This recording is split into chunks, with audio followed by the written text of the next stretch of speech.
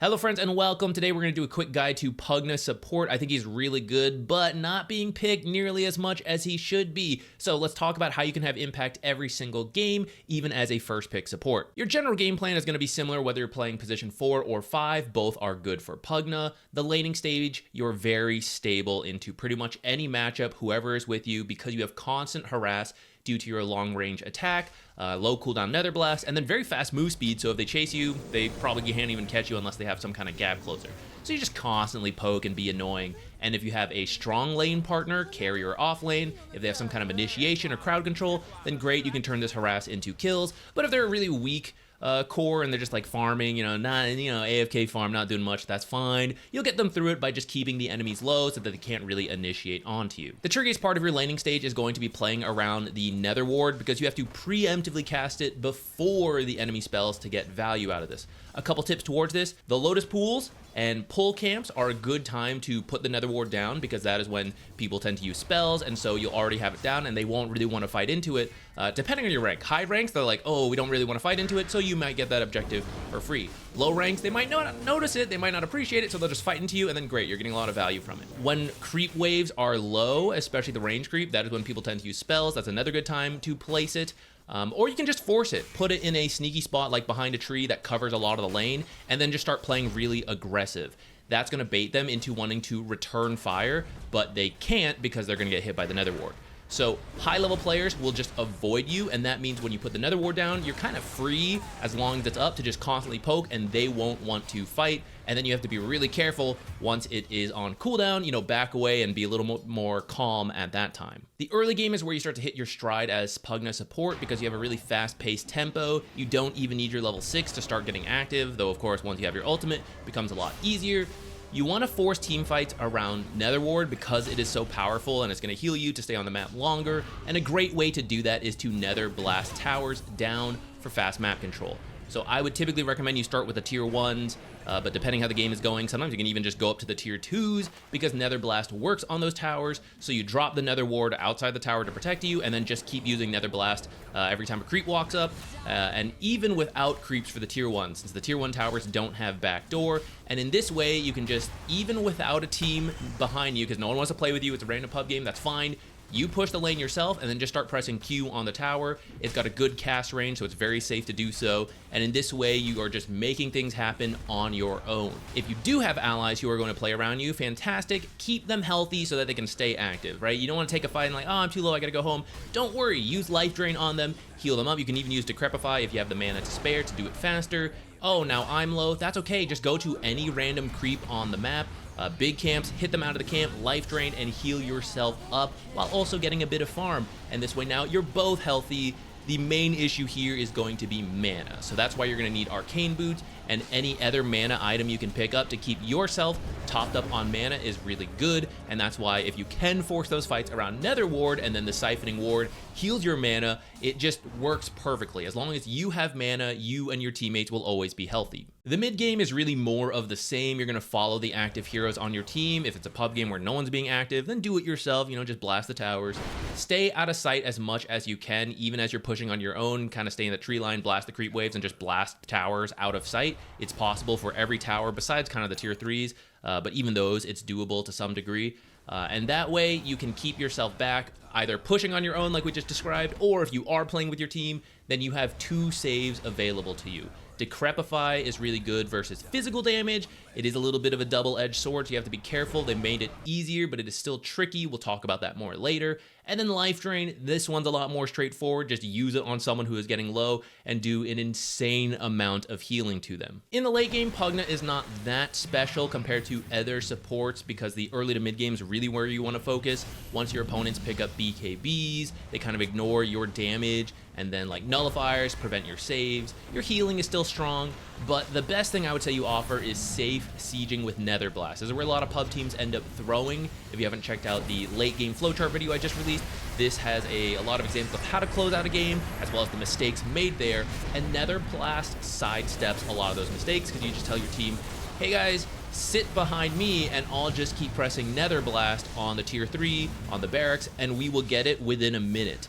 It's very easy. It is very safe. The enemy team is forced to come to you. At this point in the late game, you probably have some cast range, so you're really far back. So it is a very safe way to close out the game if you can get even a few teammates to listen to you to back you up. But if no one is doing it, then maybe you can do it yourself with some ratting and split pushing. You are a support that can get it done. Your skill build is pretty straightforward. There's only one real choice you're going to have to make. Every game, you're going to max Nether Blast. It just gives you the most value at the start. It's going to be how you're annoying in the laning stage, how you're going to split push waves, damage towers, force that fast-paced gameplay that we talked about. So get it to the max level by level 7. At level 2, you have to make a small choice, Decrepify or Nether Ward. My recommendation would be Nether Ward in most games because this is how you create that zone control. Like, yeah, you don't want to fight me as long as Nether Ward is down, and that's going to get you value at the pull camps, at the Lotus Pool spawns, as well as the out-sustain over time because you're healing while constantly harassing them. So Nether Ward is going to be good in most cases. For Decrepify, you can take it as a spur of the moment. Oh, they're diving us. They hit level 2. I just hit level 2. I can save my teammate or myself with Decrepify. You can feel free to do that if you have to, if they force you into it. Otherwise, I wouldn't really willingly choose to do that. For higher ranked players, if your opponents start creep dragging against you, this is where you want to take Decrepify level 2, because as they try to creep drag, just use it on them. It will de-aggro the creeps, and then it'll just continue laning like normal. Take your ult any chance you get, and then what you max next is the real choice you have to make. Most games, Nether Ward is going to be the way to go just because this in combination with the Siphoning Ward is part of why you're so good, so you want to get it sooner. And if you do this, you're going to take 8, 9, 10, and then take the level 10 talent for the 2 Nether Ward health after you finish maxing this out. You can max Decrepify second if it's not a very good Nether Ward game. So for example, they have a bunch of long-ranged right-clicking heroes that just don't use a lot of mana. For example, like sniper, drow type heroes, and you just don't get value from Nether Ward, plus they farm it very easily. If that happens to be the case, then Decrepify is actually going to be really good versus those heroes because they can't target the ethereal units that you use as a save, or you can use it aggressively on them and they still can't right-click and you can do magic damage to them still. So in those cases, you can do this. There's usually a mix in every single game of right-click damage and magic. And in those cases, Decrepify as a single value point is pretty good because the duration doesn't change. 3.5 seconds of ethereal, you can't get more ethereal, you know? So you get the full value of that, even though there's some other stuff that does scale with leveling this up. I would say the lower cooldown plus higher cast range is particularly useful. But the scaling of Nether Ward is a lot better. So in most games that have a mix, that's why I would recommend maxing this first and just use this as a value point. But in the rare cases where it is like an all physical damage lineup, you can max Decrepify first. And if you do that, then you don't really need this 10 talent. The Nether Blast cooldown is like cool, but honestly, I would just skip it and go back for Nether Ward, something like this. At 15, take the 350 health talent. And then at 16, take the Nether Ward health talent after that. For talents, we're not really playing a damage dealing Pugna. I know that's very tempting for a lot of pub games, but you do enough damage and you're really strong as a healer. That is your best place in the meta right now. So that's why we want the Nether Ward health to make it harder to deal with, why we want more health to keep ourselves alive so we can keep allies alive. It also means you can use life drain longer on an ally because you can die. You will kill yourself if you life drain all your health away. So the more health you have, the more healing you can do before you're forced to stop or make the ultimate sacrifice for your team. At level 20, the life drain heal, again, we are a save hero, so the more healing, the better. There's probably some cases, like I said, if it's an all physical damage team, then yeah, the Decrepify duration might be cooler, but by the time a support is hitting level 20, there's a very high chance the enemy team has something like a nullifier or some other way to deal with your Decrepify. So at that point, a longer duration doesn't really change much. So that's why most cases you're going to get this, which, you know, there's items to reduce healing as well. But it is reduced healing compared to literally no value from Decrepify because they have ethereal answers like the nullifier or BKB if it's like themselves. So that's why usually the right talent. For 25, you can make a case for either. Honestly, I don't hit 25 in most of my Pugna games because it's supposed to end a lot faster. The Nether Ward damage around Siphoning Ward is going to heal you a bunch. So for example, a 100 mana spell is going to do about 450-ish damage back to them and then do a bunch of healing to yourself. So that's cool. At the same time, in a lot of late game situations, BKBs, all that are up, so it's not doing as much damage. And if you feel you're having to rat a lot, or like you're dealing with mega creeps, the extra Nether Blast damage could be really useful. So I think either is going to be fine. This one has a little bit higher win rate in high rank games, though they're about the same in average games. So I'll leave it up to you to make the best decision in a given game. For your item build, we're starting with the classics, of course: Tango, Blood Grenade, Sentry, like pretty much any support.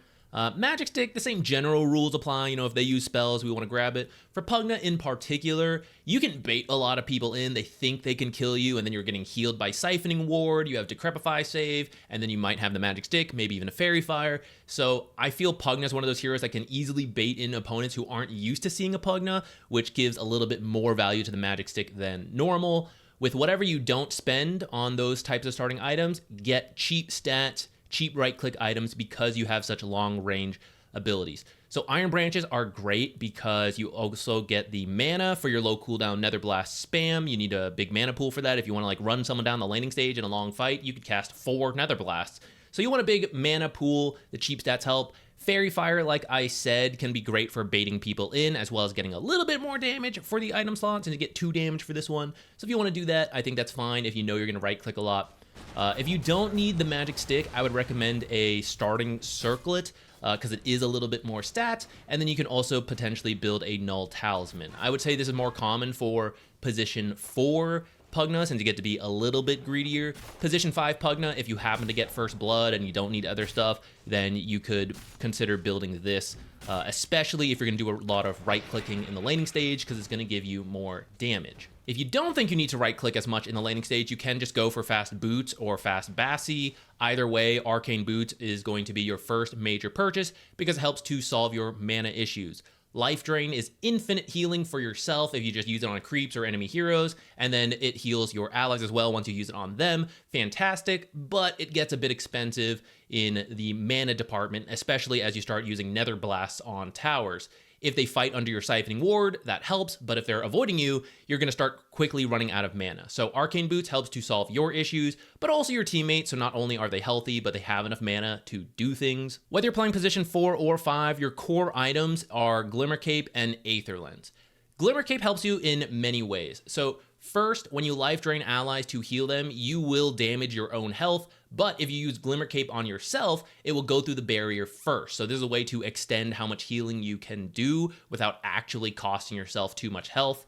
You can also use it to really save an ally. What I mean by that is that Decrepify protects them from physical damage, but they can still be hit by magic spells. They don't get that magic amp from the enemies anymore. They made Decrepify a little nicer to use in that way, but they can still be hit by those spells.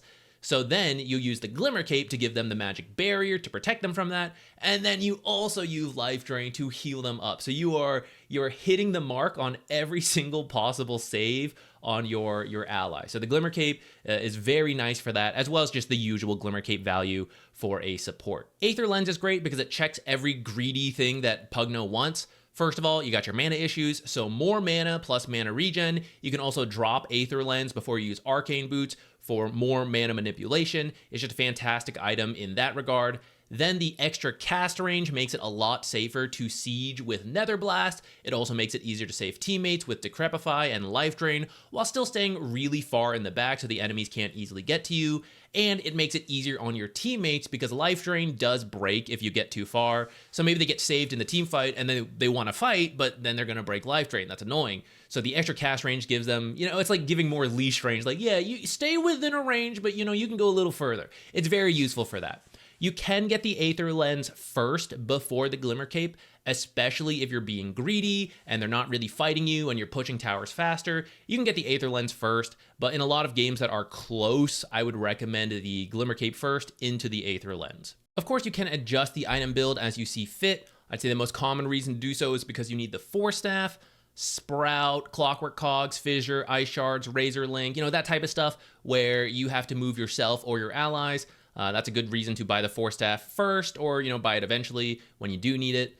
Solar Crest is still good for the reasons it is good that you might buy it, because there's a good right clicker on your team. but you don't really need it for the barrier and extra armor as much in the early game because you have Decrepify. Now, of course, when you Decrepify an ally, they can't right-click, so that's a reason you might want the Solar Crest instead, but that's why there's not as much need for it for Pugna compared to other supports, and why you often see it skipped out compared to some other stuff. Silences are another thing that are very annoying for Pugna that you might have to adjust the item build. You're most likely getting Guardian Greaves or a Yule's to deal with the silence. First item Lotus is always weird, but you can always get it later. That's fine too. And then this acts as another save that you can use on an ally. You can Glimmer, Decrepify, Lotus, heal, right? You really ramp it up. So if you don't need the Dispel early, you can just get a Lotus Ober later. If you need a first item Dispel, it's probably the Guardian Greaves or Yule's. And the nice thing about Yule's is that while you're life draining, Pugna's innate allows him to use items and abilities while channeling. So a lot of cases you can't use the Yule's to save yourself, but you can, for Pugna, life drain, and as someone comes up to stun you, you can Yule's them to buy yourself a little bit more time. Blink can be good as a save if they have those heroes to kind of jump you, and you still need to act like a save, right? You can now stand further back and then blink in Decrepify. I would say an example of this being really useful is versus Legion Commander, right? She wants to duel you so that you can't save allies, so you stay really far back. She goes, okay, I guess I'll duel someone else. And then you blink Decrepify her or your ally, and then the duel just doesn't really work. In the late game, things like the Scythe of Vice, especially if you bought the Blink, are great. BKB to make sure they can't stop you from using your heal on allies is also very strong. You might see that Aghanim Shard is a pretty common purchase for Pugnas, but I'm actually not a huge believer in it. I think if you're going for the Aghanim Shard, you're trying to do damage in team fights, but I don't think that's his playstyle right now. I think you want to be a healing hero, and if they can't really fight you so you don't need to save, yeah, I get it, you could do more damage, but I would rather build items that help me siege towers faster, like the Aether Lens, to just end the game before they can pick up BKBs, or my team can throw the game in the fountain or whatever, right? Like, I just want to end the game faster by saving teammates and pushing towers, and you don't need the shard for that. I almost forgot to say, a lot of people have been asking me about Holy Locket. Zach, we're playing this healing support. Why not buy a Holy Locket for more heal? Great question. It doesn't work. Life Drain, I don't know if it's bugged right now or it's an intended mechanic. It amplifies how much you heal yourself, but when you use it on an ally, it isn't doing the amplification. Now, even if it did, I actually think it's overkill. Like, if you look at the numbers on Life Drain, it's crazy. It's like getting a mech per second. So I don't really think you need to amplify that more. I think you need to solve other issues you have, such as, you know, I am being found and killed, so I need to stand further back, or I need to be invis so that I can actually use Life Drain, as opposed to the 1 second of Life Drain I get, it's 15% better. I would prefer more utility answers or life drains on cooldown, so I use these in the meantime, and then I get back to life draining. So I just think Holy Locket is overkill. Maybe they'll fix it and it works and I'll be wrong. And yeah, in fact, having even more insane healing is better, sure. But for now, I am going to prefer all these items instead. For neutral items, anything that gives you mana or cast range is pretty much your go-to. Tier 1, you actually don't really need any of these because Life Drain is your healing, so you don't really need Polywog. A little bit more move speed is cool, but also when you Life Drain, you're not moving. So Sister Shroud to keep yourself alive, but then you have to Decrepify. So Dormant Curio is actually my favorite, and then hope for the Searing Signet, which will give you way more split pushing power with your Nether Blast. If you don't get this one though, you probably got Mana Draft to give yourself more mana so you can keep using your Life Drain, or maybe you got Essence Ring to give yourself some temporary HP, which you can then use to heal allies pseudo for free. Tumbler's Toy for some natural mobility, although Dormant Curio into that is like a little sad.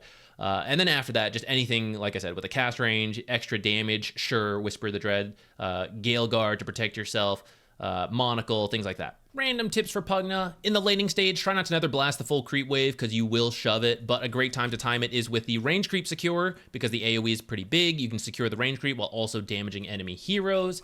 Nether Ward in the laning stage, try not to just drop it in the open because enemies will be able to, you know, back off for a bit, and then it lasts a long time, so once you stop chasing them, they'll eventually come back and try to farm it. It doesn't give the most gold, but if you can deny it, fantastic, since it just wastes some of their time, and you have really long attack range, so a lot of times you can like back away, have vision in trees, and then just wait for that final hit to go for the deny. But in terms of just generally using Nether Ward, notice the cast range is actually really small, and this can throw a lot of people off because you're like, plan to use it here and then get into the fight, but Pugna ends up running around to go cast the Nether Ward there. So you do have to get used to casting really close to yourself, and that's okay because this thing has 1400 range. So Blink has 1200, so imagine just a little bit further than this. It is a very long range, so you can drop it here. Do keep in mind that the enemies will know when they're affected by it if they're watching their top bar here. So especially if you're trying to surprise a hero and you put the Nether Ward in the trees preemptively, if they're paying attention, they'll actually know what's happening. A lot of pub games, they won't pay attention to that, so you're good to go. But sometimes they're forced into it anyways. Like I was mentioning, there are some situations where you're pulling and then you can drop the Nether Ward back here and fight for this camp, or maybe you're for Pugna, same deal. Drop it in this tree line, fight for the small camp. For the Lotus pools, like anywhere in this tree line, or this tree line are all really good to hide the Nether Ward and give you an advantage in these fights. Decrepify does give you some safety in terms of tower diving, since you can let the tower fire, decrepify yourself, chase after a hero, finish the kill, and then run away. You'll probably still tank a shot or two, but it's not that bad compared to what other heroes have to deal with. The cast range of Life Drain is 700, but the break range, not stated here, is 900. So once you can cast Life Drain, they can actually move a little further away before it breaks. So even if you're max range casting it, you'll get a little bit of value. At the same time, it's not a lot of value from here to here. You're only going to drain for about a second. So if you can get a little closer before using Life Drain, especially like Decrepify and then doing it, you'll buy yourself a lot more time to use Life Drain aggressively. This is also good to know when you're trying to heal yourself. So you just healed up allies, or it's after a fight, you want to heal off a creep camp. If you just use it on this creep, it's fine because you will out heal the damage the creeps can do to you. But especially in the early game where your levels are low and maybe you're very low, hit the creep camp out and then start life draining. Eventually they will de-aggro, walk back, and you'll still life drain. They'll turn around before it breaks, and that way you save yourself a couple seconds of being attacked. To be a little bit more efficient when pushing, you don't only just have to Nether Blast the tower, but if you can actually also hit the creep wave, then it'll help you push even faster, since the enemy creeps will die and your creeps will get back to hitting the tower a little bit sooner, something like this. Now, not only am I getting more farm, but we are still doing the same tower damage while damaging creeps. This usually happens naturally if you see the creeps there, but sometimes people blast the tower just a little bit too soon and then the creeps come in. So if you can pay attention to the timing of the creeps, you can make your Nether Blast a little bit more efficient, which helps in the early game when you are a little bit more mana starved. When you're trying to split push safely, especially if it's nighttime, so you could just walk up and then Nether Blast the tower from up front like this. But of course there's a little bit more danger because this is where the enemies would expect you to be. Especially in low-ranked games where people aren't paying as much attention to their minimap, you can sometimes sneak around things like this, hide in these trees. There's a location for every mid-tower behind these trees, somewhere behind these trees, somewhere behind these trees. Down here, it's these trees, or you know, from this side, same top side, these trees, or you could walk this way in these trees. And the tier 1s don't have back doors, so you can just keep sitting here and Nether Blasting until you take the towers. If you're using Life Drain on an enemy, it will keep track of them even as they go into Fog of War, and even as they go invis, your team will keep sight of them for a little bit longer until they eventually break the cast range due to walking out of range. It takes a while to get used to, but don't forget that you can cast spells and items while channeling. This is mainly during Life Drain. It's also during your teleports. Some items always let you do this, like Glimmer Cape, but Pugna gets access to everything. So say, for example, we're running in to save this guy and we have to life drain him immediately. Oh, but now I don't have Nether Ward. Well, yeah, I can cast it. Oh, someone's coming to get me. I can still decrepify myself. I can still contribute a little bit more damage with Nether Blast in the fights. So don't forget you can do that.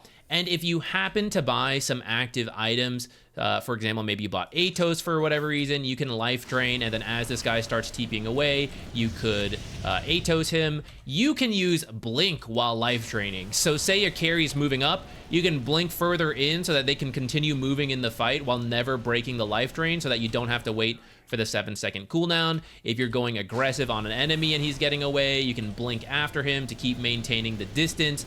It's really bizarre to see because no one else can do this, and I forget about it quite a lot, but it is a very useful tool for Pugna if you happen to make it to this. Admittedly, support Pugna often, maybe you're not buying all the active items because you're a little poorer, but in that case, you still, a good way to use this is still like the Nether Ward, Nether Blast, Decrepify, to save yourself or allies. Decrepify and Life Drain interactions, so if you use it on an enemy, you will do more damage, but you won't actually heal yourself more.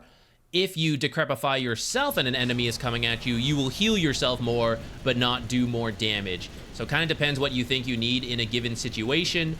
But that's how those two interact if it's between you and an enemy. I highly recommend backpacking or dropping items before arcanes or using your wand, just to min-max the mana regen just because of how starved you are, not only blasting towers in team fights, but you can use them to farm too. Ancient creeps, are a little bit slower, but between life draining the main creep and then nether blasting the other creeps down, you'll eventually get there, but it obviously uses a lot of mana to reach that point. And then once you finish, just do this and then either backpack it or drop them on the ground, pop arcanes, and then pick things back up. Just make sure it's safe to do so, but now look at that. I'm pretty much full on mana, even though I use so many spells with a single arcane boot. You can use Nether Ward to check high grounds. The cast range makes it a little annoying to do, so you gotta have to, finnick around with it for a bit. But this way you can check high grounds and allow you to put your sentry on the low grounds. But be aware that the cliffs are not always the greatest place for these Nether Wards when you're pushing up to a tower. So like say my team's pushing this, if the fight breaks out here, sure, it's great. And actually, if a team fight breaks here and you don't have a ward,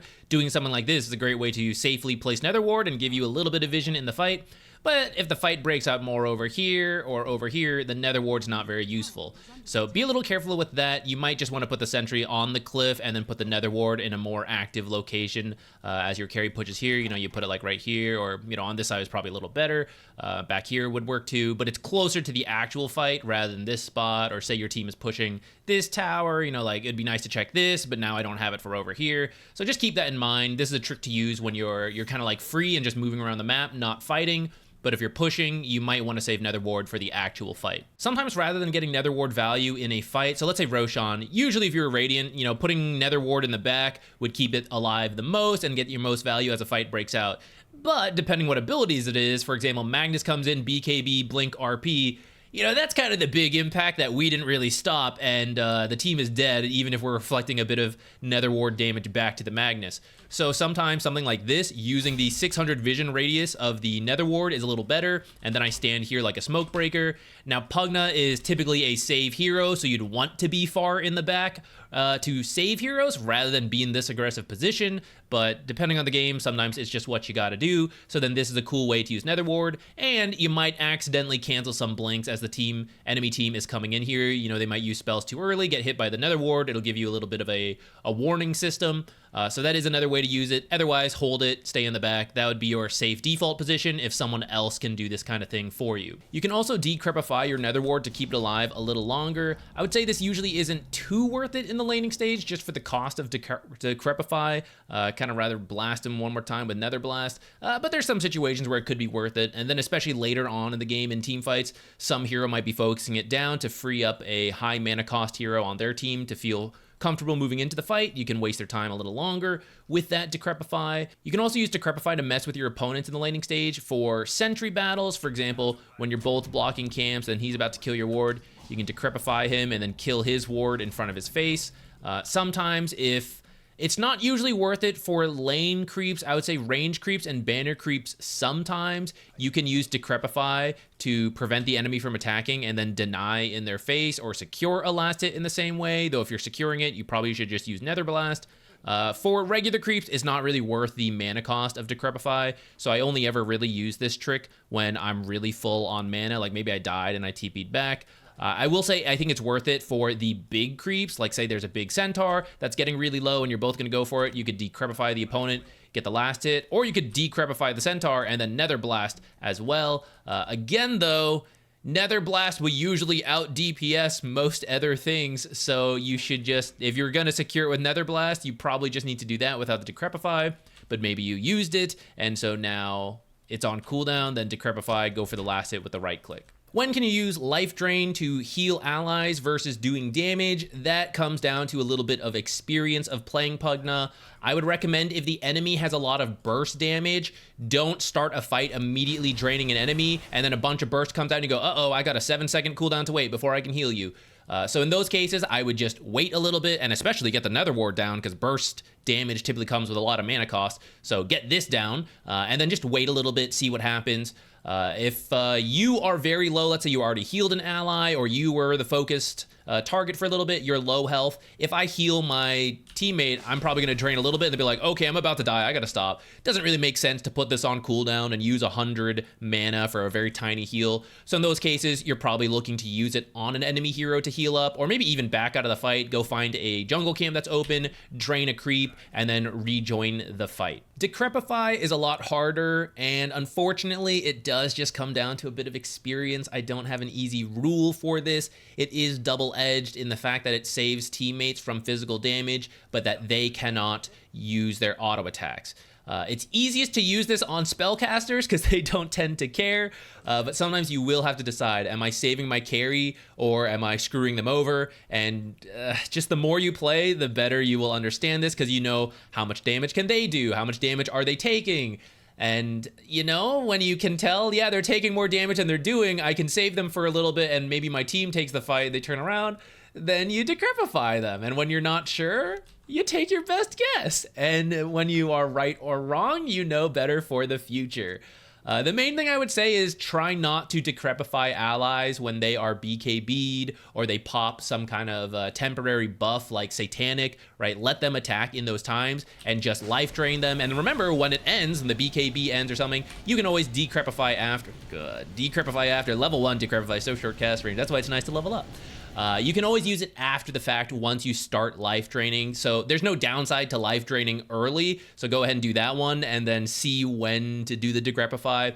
But try to do it at the last minute possible to avoid as much of that griefing possibilities. And then again, just the more you play, the easier it will get. I'm sorry I don't have an easy way to do it. You will just sometimes screw it up, and that's part of playing Pugna, that's part of playing Dota, but that will help you improve for the future, so you know, like, okay, I'll avoid it in the future situations. For those of you that are curious, I got a little bit of math here. This is how many Nether Blasts it takes, level 4 Nether Blasts, to take various buildings in the game.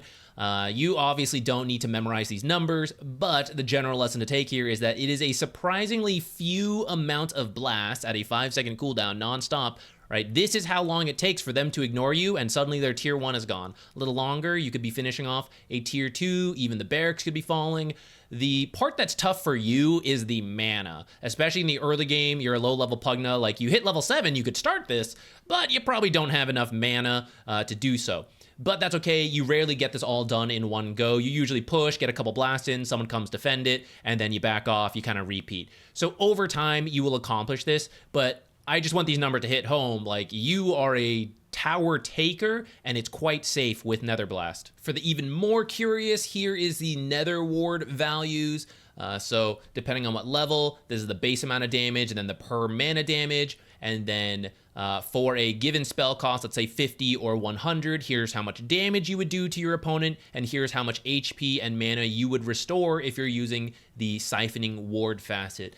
And so this is why you can see like the level 1 value in the laning stage is quite useful. You know, let's say a basic spell is about 100 mana, so you're gonna get 60 mana back, right? That's like a half of a Nether Blast for free, and then half of a Tango for yourself. So if they use 2 spells, maybe even up to 4 spells in a fight around the Lotus Pool, you're suddenly getting so many free Nether Blasts and HP. So you don't want to stay fully topped up on Pugna and then a fight breaks out, because you're actually not going to get the value out of this. So you want to keep around like 3/4 health, and if the fight breaks out, like, stop dropping those Nether Blasts so you can make sure to be capitalizing on this mana. And also why, once you start leveling the Nether Ward and you get it maxed out and it's, say, 20 minutes into the game and some team fights are breaking out, you're getting a lot of healing, health, and mana in these fights to maintain Nether Blast spam and life drain on teammates, or enemies if you get the chance, because you are just keeping healthy yourself in the middle of a fight thanks to this siphoning ward, and that's why I think it is so good compared to the damage amp you get from the other facet. I just don't think the numbers are quite there, and I don't think it's the point. Maybe a core Pugna doing damage could be good, but I think siphoning ward as a healing support is the combo to go for. All right, thanks for watching. Please leave any questions you might have down below. I'll try to get to them. Give him a shot. I think he's a lot of fun. Go win some MMR before he gets nerfed.